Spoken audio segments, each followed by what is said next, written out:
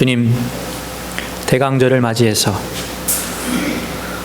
이 땅에 오시는 주님을 우리가 맞이하며 우리가 찬양으로 또 우리가 기도로 또 우리의 마음으로 주님을 예배합니다.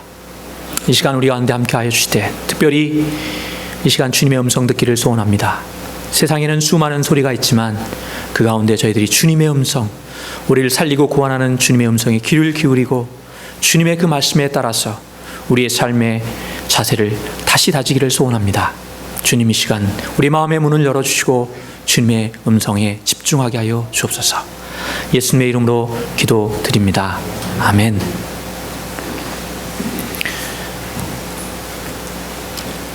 오늘이 대강절이 시작되는 주일인데 대강절이 뭐냐, 대강 지키는 절기가 아니고 보니까 고대할 때자, 기대할 때자, 그 다음에 내릴 강자예요. 그래서 내리심을 고대한다. 다시 말하면 주님의 이 땅에 오심을 예비하고 기리는 그런 절기입니다. 주님께서 이 땅에 오신 것은 심심해서 마실라 온 게 아니고 분명한 목적과 사명을 가지고 이 땅에 오셨는데 온 인류를 구원하기 위해서, 그리고 저와 여러분을 제자 삼기 위해서 그 분명한 목적을 가지고 이 땅에 오셨습니다. 그 결과물이 기독교고 또 저와 여러분이 이 자리에 있는 이유도 바로 그것 때문입니다. 그렇기 때문에 우리가 대강절이 그렇게 우리에게 소중한 것인데, 성도라는 존재는 그 주님을 따르고 그리고 주님이 우리에게 맡겨주신 그 사명을 감당하도록 그렇게 부름받은 존재입니다. 크리스마스 때가 되면 늘 안타까운 것은 기쁨에 들떠서 즐기고 먹고 마시는 데는 다들 믿는 사람이든지 믿지 않는 사람들 열심인데, 정말 진정으로 주님이 이 땅에 오신 참 목적과 그 뜻을 돌아보고 그리고 그 주님을 본받아서 우리의 삶의 현장에서 어떻게 하면 정말 주님이 원하시는 그런 삶을 살아갈 것인가, 그것을 고심하고 또 그렇게 살기 위해서 몸부림치는 데는 그 정도로 열심히 아닌 것 같아요. 그래서 그게 늘 안타까운 마음이 있습니다. 우리는 이 대강절 기간 동안에 그래서 다시 한번 우리가 본받아야 될 주님의 모습과 삶에 대해서 다시 한번 이렇게 돌아보려고 합니다. 오늘 그 첫 번째 시간으로 주님의 모습 가운데서 가장 기억되고 또 우리가 본받아야 할 것이 무엇일까 생각해 보니까 답은 좀 사람마다 다를 수 있겠지만 저는 기도하는 그러한 삶, 기도하는 모습이다, 그런 생각이 들었습니다. 오늘 본문 35절에 보면 새벽 아직도 밝기 전에 예수께서 일어나 나가 한적한 곳으로 가사 거기서 기도하시더니 이렇게 되어 있습니다. 주님께서 굉장히 바쁜 일정을 보내셨음에도 불구하고 그 와중에서도 기도하는 일을 게을리하지 않으셨습니다. 우리가 다들 바쁘다 그렇게 얘기를 하는데 빌 하이백스 목사님이 쓰신 책이 있죠. 너무나도 유명한 책, 너무나 바빠서 기도합니다. Too busy not to pray. 그런 책이 있는데 성경은 또 쉬지 말고 기도해라 그렇게 말씀하고, 더 나아가서는 기도하는 것을 쉬는 것이 죄다, 이렇게까지 말씀합니다. 기도하는 게 정말 중요하기는 하는데 그렇게는 들어서 많이는 아는데 왜 구체적으로 기도가 그렇게 중요한지 한번 오늘 세 가지로 나눠 살펴보려고 합니다. 첫째로, 기도는 방향을 제시해 주기 때문에 중요합니다. 방향을 제시해 주기 때문에 지난 10년간 메이저 리그 대회에서 안타를 가장 잘 친 타자가, 저는 야구를 잘 모르지만 알버트 푸올스라는 타자하고 또 일본 출신의 타자 이치로, 이 두 타자가 가장 안타를 잘 친 타자인데 10년 평균 타율이 보니까 3할 3푼 1리예요. 이게 계산하면 그 10번 중에 3번 3.31번 정도 친 거니까 3번 내지 4번 정도를 치면 메이저리그에서 최고 타자 대우를 받는다는 겁니다. 이걸 돌려서 얘기하면 아무리 세계 최고의 타자라고 해도 10번 중에 몇 번은 안타를 못 치는 거예요? 6번 내지 7번은 안타를 못 치는 거예요. 그것도 그 세계 최고의 메이저리그 대에서 최고의 타자가 그렇다는 얘기입니다. 저는 인생도 마찬가지라고 봐요. 10번 나와서 10번 안 다치는 사람 없어요. 누구나 실패합니다. 누구나 실수합니다. 그러다가 몇 개의 안타로 일거에 그것을 만회하기도 하는데, 저 요즘 그 싸이의 강남 스타일, 이게 대세잖아요, 완전히. 그래서 보니까 뭐 한국에서만 그런 게 아니고 저희 아이들 다니는 학교에서 맨날 그거를 틀어준답니다. 그래서 미국 아이들도 다 강남 스타일, 한국말로, 그 강남 스타일은 영어가 아니잖아요. 물론 고유명사니까. 그러나 강남 스타일 그러면서 이게 다 애들도 다 이게 춘대요. 근데 싸이가 그 힐링 캠프라는, 뭐 얼마 전에 보니까 재방송을 냈는데 거기에 TV 프로에 나왔는데, 거기서 보니까 꽤 오랜 기간 동안에 힘든 시절을 보냈습니다. 그래서 군대 2번 간 걸로 굉장히 그 싸이가 유명한데, 2번째 군대 갔을 때는 그 나이, 그 싸이의 나이가 만 29살이었답니다. 만 30살이면은 현역을 안 가고 공익을 간대요. 그런데 이 30살 되기 생일 한 일주일 정도 앞두고 영장을 받았다는 겁니다. 그리고 그때 상황이 어땠냐면, 그 부인이, 아내가 그 쌍둥이 2딸을 낳아서 얼마 안 돼서 아직까지 누워있는 그런 상황이었답니다. 그러니까 이런 생각이 딱 들더라요. 내가 술집 가가지고 그 중에서 제일 싸움 잘하게 생긴 사람 뒤통수를 한 대 탁 쳐가지고 때리면 일방적으로 맞아서 내가 전치 2주 내지 3주만 받으면 합법적으로 현역을 안 가고 공익을 갈 수 있지 않겠나. 그러면 집에서 출퇴근하면서 그래도 최소한의 가장 노릇은 할 수 있지 않겠냐, 그런 생각이 들더랍니다. 그래서 아내에게 난 천재인가 봐, 야, 이런 기발한 생각이 나한테 드네, 그러면서 그 얘기를 쭉 했대요. 그랬더니 그것을 다 듣고 아내가 하는 말이, 야, 너무 후지다, 싸인데 너무 후지다. 이 한마디에 두말하지 않고 현역을 갔답니다. 근데 뭐 그때는 그게 그렇게 잘한 일인지 몰랐는데, 여러분 그 가수 유승준은 아시죠? 그때 굉장히 잘 나갔어요. 뭐 굉장히 잘 나갔는데 군대 간다고 했던 그 약속을 한번 안 지켜가지고 한국 몇 년째인지 모르겠어요. 한국 발도 못 디디고 있습니다. 싸이가 그때 늦은 것 같았지만 29, 이제 30을 막 앞둔 그런 상황에서 2딸을 두고 누워있는 아내를 두고 군대를 가는, 어떻게 보면 좀 어리석을 것 같은 그러한 결정을 했지만, 결국 그가 싸이다움이라는 그 한 방향을 향해서 달렸을 때 결국은 늦은 것 같았지만 더 크게 성공을 일궈낸 것을 우리가 보게 됩니다. 저는 크리스천도 마찬가지라고 생각해요. 크리스천다움, 믿는 사람다움, 때로는 그게 어리석어 보일 수도 있고, 때로는 그게 좀 모자라 보일 수 있고, 때로는 좀 뒤져 보이는 것 같더라도 분명한 것은요, 크리스천다움, 예수님의 제자다움을 향해서 우리가 나아갈 때 최후의 승리는 우리의 것이라는 사실입니다.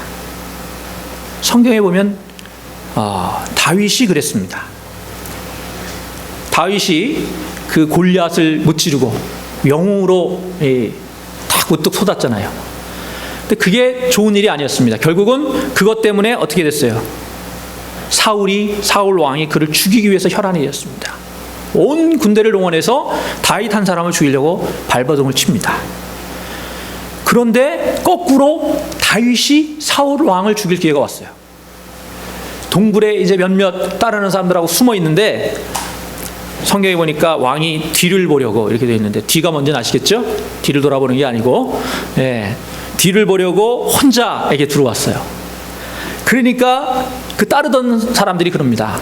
보십시오, 정말 기회가 왔습니다. 하나님께서 당신에게 원수를 내 손에 붙일 거다 라고 얘기하셨는데, 바로 지금이 그때인 것 같습니다. 지금 말씀만 하시면 우리가 그냥 한 칼에 사울 왕을 보내고 당신을 왕으로 세울 수 있는 하나님이 주신 기회 같습니다. 그런데 성경에 보니까 다윗은 사울의 옷자락만 베고 그를 보냅니다. 하나님이 기름 묻은 왕을 내가 해할 수 없다. 그리고서 계속해서 도망치는 인생을 삽니다. 여러분, 이게 요즘 보면 그런 생각이 많이 들어요. 따르던 사람들의 원망이 더 컸을 것 같습니다. 다윗이야 그렇다 쳐도 이거 뭐 다윗만 죽는 게 아니잖아요. 따르는 수많은 사람들도 이게 목숨이 왔다 갔다 하는 상황이고, 사울왕 이거 하나만 제거하면 일거에 이게 뒤바뀔 수 있는 그런 상황이에요. 그런데 다윗이 아니라는 거예요. 그리고 계속해서 도망가는 그런 상황 속에서 불평을 했을 수도 있는데, 그럼에도 불구하고 다윗은 한 방향으로 갔습니다. 하나님이 원하시는 그 방향을 향해 달렸습니다. 우리는 다 알잖아요. 결국 하나님께서 자연스럽게 스무스하게 결국 모든 것을 바로 잡으셔서 다윗을 왕위에 오르게 하셨습니다. 그런데 어떻게 그렇게 할 수 있었겠는가 한번 돌아와 보았습니다. 생각해 보았습니다. 저는 그 가운데 다윗이 기도하는 사람이었기 때문에 그렇게 할 수 있었다, 그렇게 믿습니다. 기도하는 가운데 하나님이 나와 함께 하시다, 하나님이 나와 함께 하시면 그 어떤 것도 나를 해할 수 없다, 그런 고백이 제 얘기가 아니고 다윗이 그렇게 고백했습니다. 시편 23편에 내가 사망의 음침한 골짜기를 다닐지라도 해를 두려워하지 않을 것은 주의 막대기와 지팡이가 나를 안위하시나이다. 거인 골리 앞에서도 당당할 수 있었고, 사울의 그 군대를 쫓기면서도 당당할 수 있었던 것은 그 하나님, 나를 지키시는 하나님, 나와 함께 하시는 하나님, 결국엔 나에게 승리를 주신 그 하나님에 대한 믿음을, 기도를 통해서 그런 믿음을 가졌기 때문이라고 믿습니다. 여러분, 기도는 우리에게 이상을 주고 비전을 줍니다. 기도는 우리에게 이상을 주고 비전을 줘요. 근데 이상과 비전은 다른 게 아니고 방향입니다. 지금 현재는 아니지만 우리가 나아가야 될 방향이에요. 그래서 이상이 없는 사람, 비전이 없는 사람 방황하고 헤매지만, 기도를 통해서 비전을 받고 이상이 있는 사람은 그것을 향해서 나아가는 그런 삶을 살 수 있습니다. 하나님의 영광이라는 한 방향을 향해서 전진하는 인생을 살 수 있습니다. 인생을 살면서 우리가 실패할 수 있고 실수할 수 있고 넘어질 수 있습니다.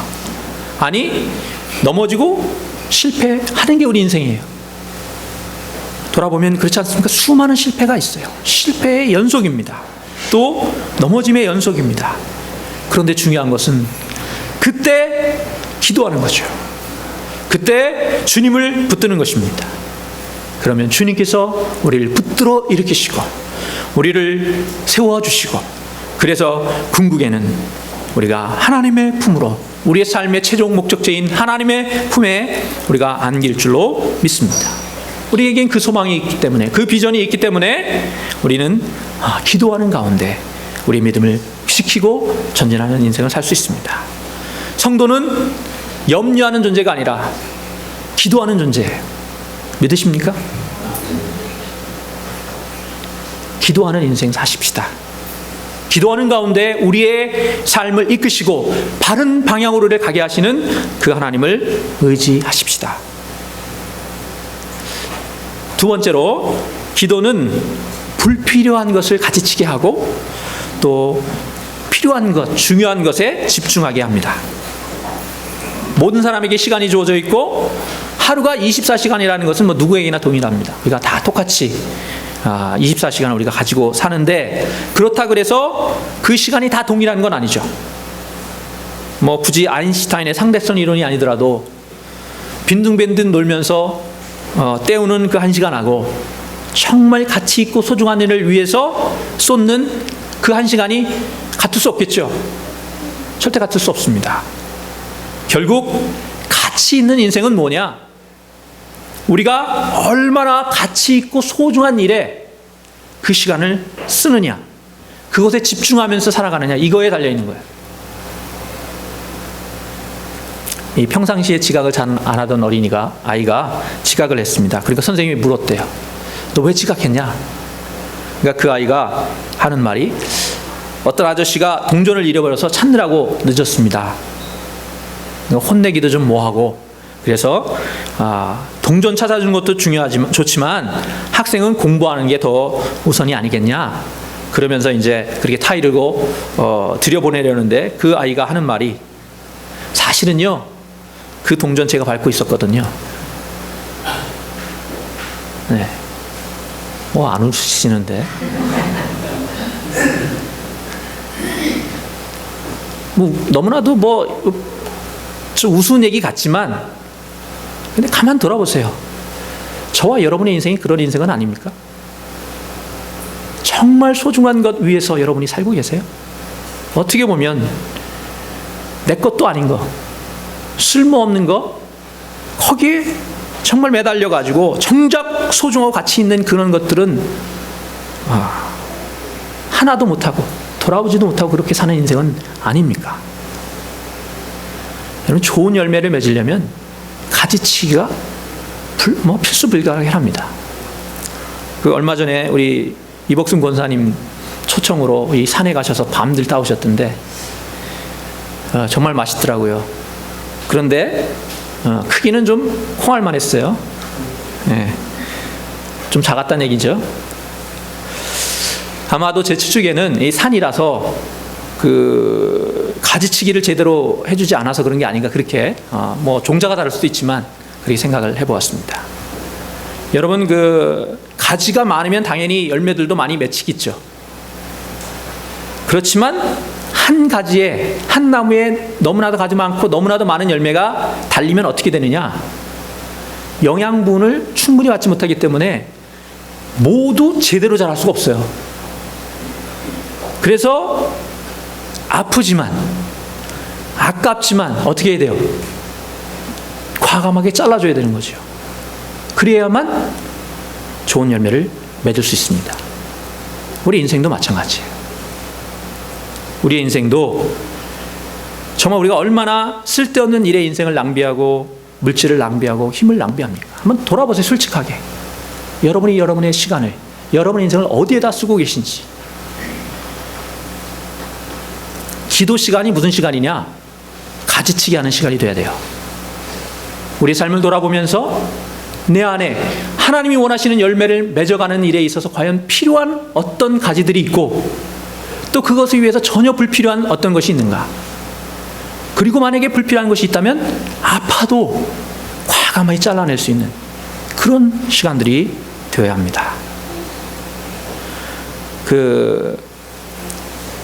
빌 하이베스 목사님의 Too Busy Not to Pray, 너무 바빠서 기도합니다라는 책에 이런 예화가 나와 있더라고요. 나무꾼 두 사람이 나무를 합니다. 한 나무꾼은 정말 열심히 땀을 뻘뻘 흘려가면서 쉬는 시간 전혀 없이 그냥 밥도 굶어가면서 열심히 하루 종일 나무를 했어요. 근데 그러다 견눈질 보니까 딴 사람은 중간중간에 이렇게 쉬기도 하고 또 먹는 것 같고 그러더란 말이에요. 근데 이제 하루가 다 해가 져서 비교해 보니까 누가 더 많이 했어요? 놀면서 중간중간에 쉬면서 한 그 사람이 훨씬 더 많이 했단 말이에요. 어떻게 된 걸까요? 보니까 그 사람은 중간중간에 쉬면서, 근데 그냥 쉰 게 아니고 쉬면서 뭘 했어요? 도끼날을 열심히 간 겁니다. 50분하고 10분 동안에 도끼날을 열심히 갈았어요. 기도 시간은 도끼날 가는 시간이에요. 여러분, 우리가 바빠서 인생을 정말 기도할 시간도 없고 그런다고 생각하지만, 진정으로 우리가 바른 판단과 올바로 살아가기 위해서 도끼날을 갈아야 하듯이 우리의 삶을 돌아보면서 정말 내가 바른 방향으로 가고 있는 거지, 제대로 하고 있는 거지 돌아보는 시간을 반드시 가져야 하는데, 그게 기도하는 시간이라는 것입니다. 그러면서 불필요한 게 있을 때는 과감하게 잘라내고, 더 필요하다면 그것에 집중하고, 그러한 인생을 우리가 살 때에 그때 많은 열매를 맺는 삶을 살 수 있습니다. 오늘 본문에 보니까 예수님께서 굉장히 바쁜 하루를 보내셨던 것 같습니다. 먼저 베드로의 집에 들어가셔서 장모의 열병을 고쳐주셨는데, 성경에 보니까 소문을 들었는지 병자와 귀신자들이 왕창 떼거지로 몰려와가지고, 본문에 뭐라고 되어 있냐, 온 동네가 그 문 앞에 모였더라. 뭐 요즘 대선으로 보니까 이 대선 후보들이 가는 데마다 막 사람들이 막 몰려들고 그러는 걸 보는데 병자를 고쳐주시는 거예요. 누구든지 주님 앞에 가면은 병자들이 고침을 받습니다. 그러니까 이 예수님이 베드로의 집에 있다라는 소문을 듣고 사람들이 뭐 가만히 있었겠어요? 사방에서 몰려들어서 아마 오늘 보니까 온 동네가 그 문 앞에 모였더라. 얼굴이라도 한번 보기 위해서 모두 몰려들었던 것 같습니다. 그런데 주님께서 성경에 보면 그들을 일일이 한 사람 한 사람, 누가복음 병행구절인 누가복음에 보면 한 사람 한 사람 다 안수하면서 고쳐주셨다. 그렇게 기록을 하고 있어요. 그러니까 뭐 정확한 시간은 나와 있지 않지만 아마도 밤 늦게까지 그렇게 하셨으리라 추측이 됩니다. 그리고 이어지는 말씀에 보면 제자들이 눈 뜨자마자 주님을 찾았습니다. 근데 주님이 거기 계시지 않았어요. 성경에 보니까 어디에 계셨느냐? 35절, 새벽 아직도 밝기 전에, 영어 성경에는 very early in the morning while it was still dark, 아주 이른 아침, 아직 어두울 때에 주님께서 일어나셔서 한적한 곳으로 가셨다. 그리고 그곳에서 기도하셨다. 이렇게 기록하고 있습니다. 정말 그 바쁘신 가운데서도 기도하셨는데 그 기도를 통해서 무엇을 하셨느냐? 불필요한 것은 잘라내시고 사명에 집중하셨어요. 그래서 이어지는 말씀에 보면 주님께서 다른 마을로도 가자. 그곳에서도 전도해야겠다. 내가 이것을 위해서 왔노라. 이렇게 말씀하시면서 다른 마을로 가신 장면이 나옵니다. 우리가 기도는 방향을 잡아주는 것이고, 기도는 또 아울러서 우리에게 불필요한 것들을 가지치게 하고 정말 우리에게 필요하고 소중한 것, 그것에 집중하게 하는 것이기 때문에 중요합니다. 또 마지막으로 기도가 어떻게 보면 더 중요할 수 있는 가장 중요한 이유 가운데 하나는 기도야말로 하나님의 능력이 나타나는 통로이기 때문에 그렇습니다. 사도행전 1장 8절에 보면 오직 성령이 너희에게 임하시면 너희가 권능을 받고 예루살렘과 온 유대와 사마리아 땅 끝까지 이르러 내 증인이 되리라. 성령이 임할 때 권능을 받을 것이다 약속을 하셨어요. 그런데 부활하신 주님께서 제자들에게 너희들이 예루살렘을 떠나지 말고 모여서 기도해라 라고 말씀하셨고, 그 말씀을 따라서, 그 명령을 따라서 120명의 성도가 마가의 다락방에 모여서 성경에 보니까 한 마음으로 기도하더니, 온전히 기도에 힘쓰더니, 오직 기도하더니 이렇게 되어 있어요. 그때에 무엇이 임했습니까? 성령이 임했다 이렇게 기록하고 있습니다. 기도는 성령의 능력이 임하는 통로인 줄로 믿습니다. 성경을 보면 기도할 때 하나님의 능력이 나타나는 수많은 예가 있는데, 모세가 기도했을 때 뭐가 열렸어요? 홍해가 갈라졌고, 모세가 기도했을 때 바위에서 물이 터졌고, 다니엘과 세 친구들이 기도했을 때 굶주린 사자의 입이 닫혀버렸습니다. 이스라엘이 울부짖어 기도할 때 하나님께서 들으시고 사자들을 보내주셨고 이스라엘을 구원하셨습니다. 성경에 보면 주님께서도 많은 이적을 행하실 때 그때마다 무엇을 하셨느냐? 기도하셨다고 되어 있어요. 주님도 죽은 나사로를 살리실 때 하늘을 우러러 간절히 기도하셨습니다. 오병이어의 이적을 베푸실 때도 먼저 하신 게 있는데 뭐냐? 그것을 가지고 하늘을 우러러 축사하시고 감사의 기도를 드리시고 그런 얘기입니다. 마가복음 9장을 보면 아주 분명하게 말씀하셨어요. 주님께서 기도 외에는 이런 유가 나갈 수 없다. 기도 외에는 하나님의 능력이 나갈 수 없다. 이런 얘기입니다. 기도하는 사람은 자기 인생보다 더 큰 인생을 살 수 있습니다. 내 안에 있는 것만 아니라 하나님께로부터 오는 능력을 덧입어 살기 때문입니다. 소년 다윗이 골리앗을 넘어뜨린 것은 다윗의 힘으로 한 게 아니죠. 물론 다윗이 물맷돌로 했다 이렇게 얘기할 수 있지만 그거 맞는다는 보장을 누가 합니까? 정말 하나님께서 하신 것이죠. 야고보서 5장 5절 16절에 보면 의인의 간구는 역사하는 힘이 큼이니라 이렇게 되어 있습니다. 다른 게 아니고 의인이라도 죄 안 지은 사람을 얘기하는 것이 아니고 하나님 앞에 자기의 죄를 고백하고 하나님의 이름으로 구하는 사람들의 기도는 역사는 힘이 있다. 그렇게 말씀하고 있습니다. 어떤 사업가가 먹을 것이 없는 나라, 가난한 나라로 출장을 가게 되었어요. 그리고 그곳에서 먹을 것을 얻기 위해서 줄을 서 있던 아이들이 갑자기 쓰러지더니 죽어가는 것입니다. 그것을 보고 너무 안타까운 마음이 들어서 그 자리에서 무릎 꿇고 기도를 하기 시작했어요. 기도하는 가운데 내가 뭐라도 해야 되겠다, 이런 마음이 마음에 너무 간절하게 드는 것입니다. 그래서 사업은 대충 하고 미국으로 돌아와서 그 아이들의 식량을 마련하기 위해서 기금을 모으기 시작합니다. 얼마 지나지 않아서 이 일을 전문적으로 하기 위해서 사업도 접고 목사의 길을 걷습니다. 그리고 10년 동안 밤낮을 가리지 않고 그 일에 헌신했는데, 그가 누구냐? 지금 전 세계 300만의 어린이들에게 먹을 것을 제공하는 월드비전을 세운 바피어스라는 사람이에요.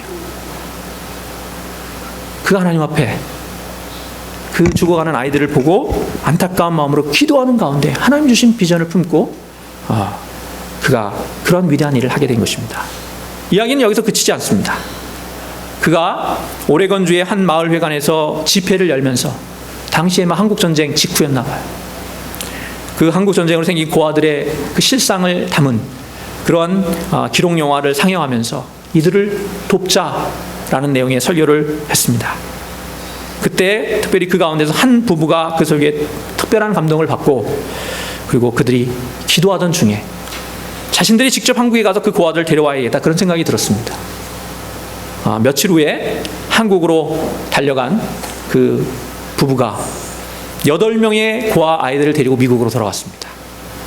그리고 그 이후로 그 부부는 그 일에 온전히 헌신하게 되었는데, 그렇게 해서 세워진 기관이 여러분도 다 아시는 홀트 아동복지 기관입니다.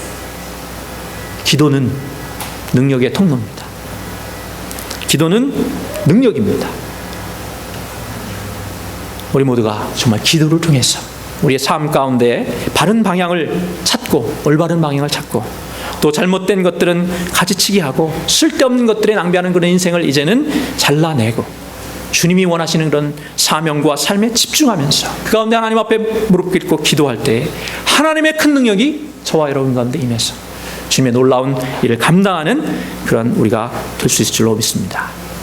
이 대강절을 맞이해서 주님의 모습을 닮아서 우리도 하나님 앞에 뜨겁게 기도하는 사랑의 장로님 모든 성도님이 되시기를 주님의 이름으로 축원합니다. 기도드리겠습니다. 하나님, 기도할 수 있음에 감사드립니다. 기도를 통해 비전을 보게 하시고, 기도를 통해서 불필요한 것들을 잘라내고 하나님의 우리에게 맡겨주신 사명에 집중하게 하시니 감사합니다. 이제 우리가 또한 기도의 능력을 힘입어서 승리하는 인생을 살기를 소원합니다. 내 능력, 내 힘, 내 의지, 내 뜻이 아니라 하나님의 능력으로 하나님의 뜻을 이루는 사랑의 장로교회 되게 하여 주옵소서. 예수님의 이름으로